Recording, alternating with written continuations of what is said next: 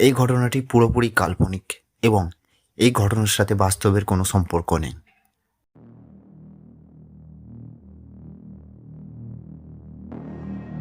এই ঘটনাটি ঘটেছিল 1990 সালে।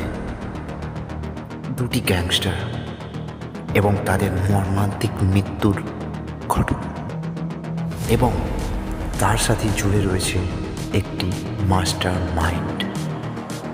মাস্টার মাইন্ডটি কে? সে কেন এদের দুজনকে হত্যা করে?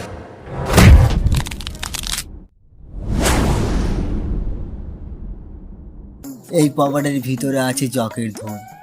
এই বুড়ো, এই ধন ফোন কি বে? ধন ফোন কি? আরে বস, এ ধন সে ধন নয়, তো কি ধন? এগুলো গুপ্তধন, গুপ্তধন।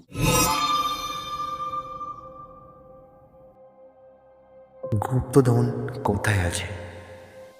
আমাদের ওই গুপ্ত ধনটা দরকার। এই গুপ্তধনের পাহারা দিচ্ছেই বা কারা?